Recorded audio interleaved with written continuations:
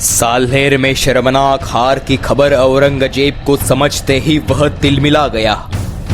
मुसलमानों की बादशाही दूर कर सिवा को बहाल करने की परवरदिगार की इच्छा है क्या?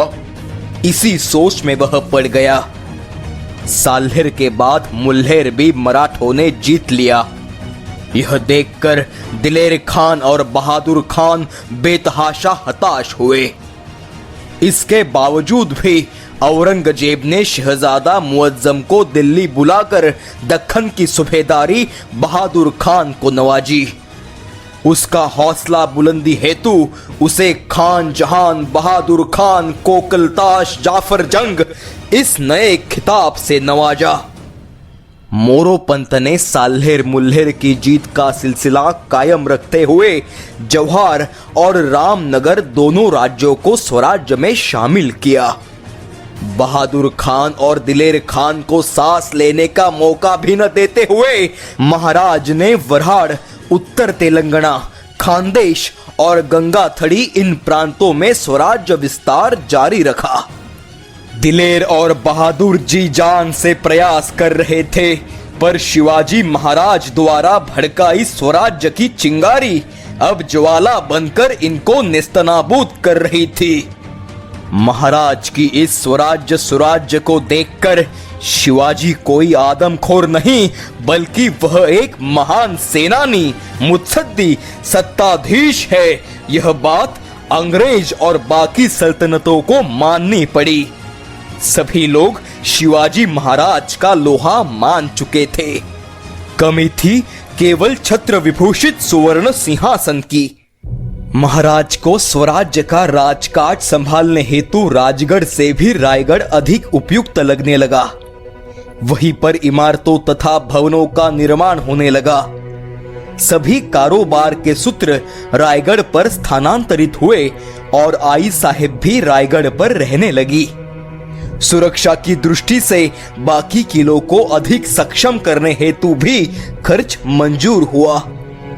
देवस्थानों में दान धर्म, महात्माओं का आदर सम्मान होने लगा।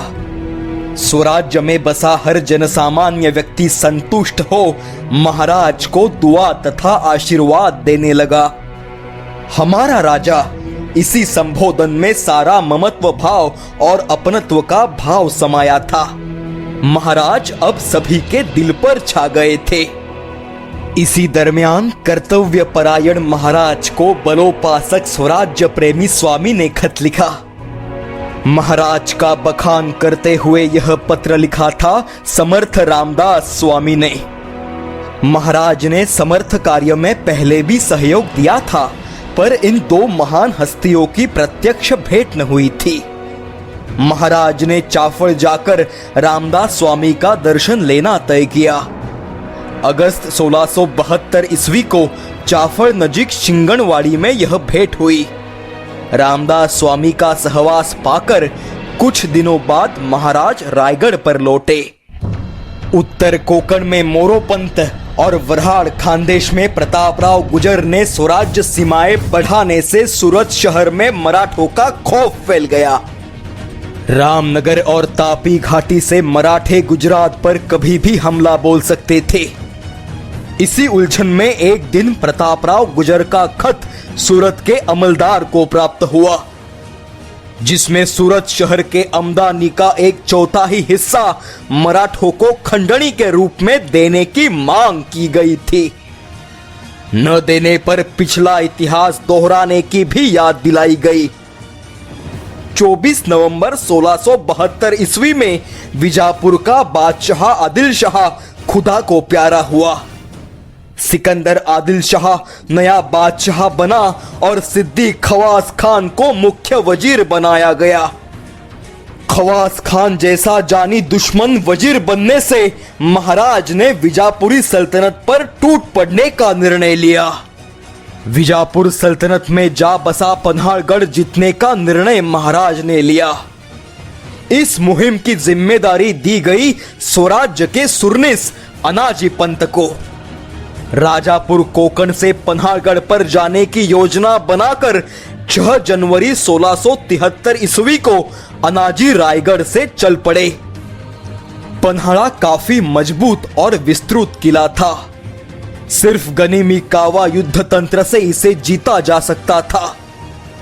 बादशाह की बड़ी फौज, काफी मात्रा में गोला बारूद और चौकन्ना शत्रु, इन सबका सामना करना कठिन था। पंत ने राजापुर पहुंचकर अपना जासूस पन्हाड़ा की ओर भेज दिया। पन्हाड़गढ़ की मुहिम को और आसान बनाने के लिए महाराज ने पंत की सहायता हेतु एक नायाब हीरे को चुना। नाम था कोंडाजी फरजंद। गणाजी और मोत्याजी मामा रवड़ेकर इन्हें साथ लेकर कोंडाजी अनाजी पंत को आ मिला।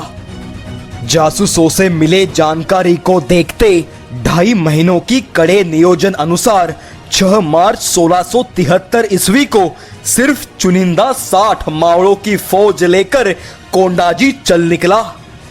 यह असाधारण दिव्य कर रहा था कोंडाजी। बड़ी मशक्कत के बाद एक कठिन चोटी के पास वह आ पहुंचा। कोंडाजी ने जय शंभो जय भवानी का जय घोष करते हुए चढ़ना प्रारंभ किया। ऊपर पहुंचते ही कोंडाजी की आज्ञा से मराठों ने रणसिंह फूंककर युद्ध का ऐलान किया। रणसिंह की नाद से किले पर खलबली मच गई। कड़े पहारे को लांग कर कोई कैसे अंदर आया, यह सोच चौंक गए किलेदार ने जोश में आकर 2 मराठों को मार गिराया, पर आगे खड़े कोंडाजी के सामने उसकी एक न चली। किलेदार मरा देखकर मराठों में वीरश्री का संचार हुआ। एक एक मराठा 50 हशमों पर भारी पड़ने लगा और पन्हाड़ा जीतने में कोंडाजी कामयाब हुआ। सिद्दी जौहर की 40,000 की फौज जिस किले को जीत न पाई थी, वही किला कोंडाजी के केवल 60 मावड़ों ने मात्र 2-2.5 घंटे में जीत लिया। महाराज को यह आनंद वार्ता रायगढ़ पर मिलते ही उन्हें बड़ा संतोष हुआ। दूसरे ही दिन वे प्रतापराव गुजर समेत पन्हाड़गढ़ के लिए रवाना हुए। पन्हाड़गढ़ पर दत्ताजी पंत ने सोनों के फूलों से महाराज की आगवानी की। महाराज ने बड़े प्रेम भाव से गढ़ का दर्शन कर कोंडाजी और बाकी वीरों का धन दौलत देकर मान सम्मान किया। विजापुर पहुंची इस दुर्वार्ता से वजीर खवास खान क्रोधित हुआ। उसने सभी सरदारों को दरबार में बुलाकर शिवाजी का खौफ जताते हुए अर्जी स्वर में कहा, यह नातवान बादशाह आपके सुपुर्द किया है। पहले जिस तरह आपने सल्तनत जिंदा रखी थी, उसी तरह आगे भी रखो। इस आर्जव से दरबारियों के मन में विचार चक्र शुरू हुआ। दरबार में एक बड़ा सरदार विराजमान था, जो कि पठानों का मुखिया तथा पन्हाड़ा का सूबेदार था। उसका नाम अब्दुल करीम बहलोल खान। वह सभी बातें गंभीरता से सुन रहा था।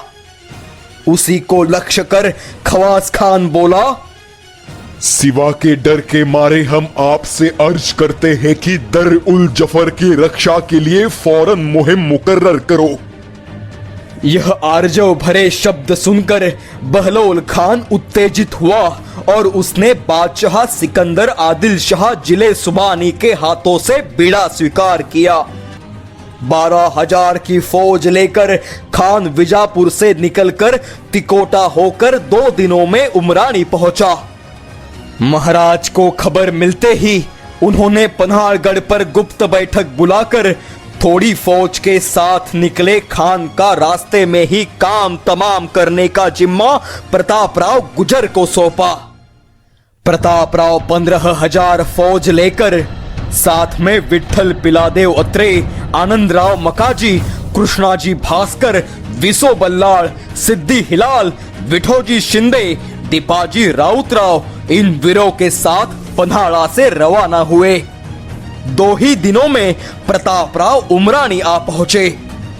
गर्मी के दिनों को देख उमरानी में उपलब्ध एकमेव जलाशय पर कब्जा जमाने की योजना उन्होंने बनाई। सिद्दी हिलाल ने इस योजना पर अमल किया। अब खान की सेना मारे गर्मी और बिना पानी के बेहाल होने वाली थी। बहलोल खान इस बात से अनजान था। जब उसके हाथियों को पानी पिलाने का समय हुआ तो खान के सैनिक बाहर निकले, तभी मराठा फौज ने उन पर आक्रमण किया। एकाएक हुए इस हमले से खान को सदमा पहुंचा। किसी तरह संभलते हुए उसने फौज को तैयार होने का हुक्म दिया। आनंदराव, सिद्दी हिलाल और उसके 5 पुत्र खान के सैन्य पर टूट पड़े। रणकंदन मच गया। पठानों का एक हाथी बिथर कर अपनी ही सैनिकों को रौंदता हुआ दौड़ने लगा। सिद्दी हिलाल ने अपने 5 पुत्रों की मदद से उस पर काबू पाकर उसे अपनी फौज में लाया। खान के सरदार पठान मारे गए। बचे हुए पानी के लिए तरसने लगे। अब शरण जाने के अलावा कोई चारा भी न था। आखिर में खान ने जासूद मार्फत अर्जी भेजी। हम खुद से चलकर नहीं आए, बादशाह का हुक्म था। हम तो आपके ही हैं। फिर से शिवाजी राजे पर चाल करने की गुस्ताखी हम नहीं करेंगे। यह अर्जी पढ़कर प्रतापराव गुर्जर का मन पिघला। खान ने उठाए सबक से वह फिर कभी ऐसी गुस्ताखी नहीं करेगा सोचकर प्रतापराव ने उसे धर्मवाद देकर छोड़ दिया। बहलोल खान अपमानित होकर चला गया, पर मन में मलाल लेकर। महाराज को खबर मिली, खान का हाथी मराठों ने हथियाया, उसका बिमोड़ किया। महाराज आनंदित हुए, पर हाथ आए खान पर रहम कर प्रतापराव ने उसे छोड़ा सुनकर महाराज आग बबूला हुए। एहसान फरामोश खान आज नहीं तो कल पलटवार करेगा, यह बात महाराज बखूबी जानते थे। महाराज के पत्र से तीखे व्यंग्यबाण चल पड़े। सुलह किस खुशी में की आपने? आप स्वराज्य के सरनोबत होकर भी आपने मामूली सिपाही की चाल चली। अपनी जीत पर खुश प्रतापराव को महाराज का खत मिलते ही उनके चेहरे की रौनक उतर गई। महाराज का संतप्त चेहरा उनके आंखों के सामने नाचने लगा। अपने करनी पर वे पछताने लगे। महाराज का शक सही निकला। अपमानित बहलोल खान वापस विजापुर न लौटते हुए कोल्हापुर प्रांत के इर्द गिर्द मंडराता रहा। प्रतापराव को अपने किए पर पछतावा हो रहा था। उन्होंने इसी पछतावे की आग में विजापुर करो की हुबली की पेट लूट ली, अंग्रेजों की वखार लूटी। महाराज की नाराजगी दूर करने के लिए वे अस्वस्थता के साथ लड़ते रहे।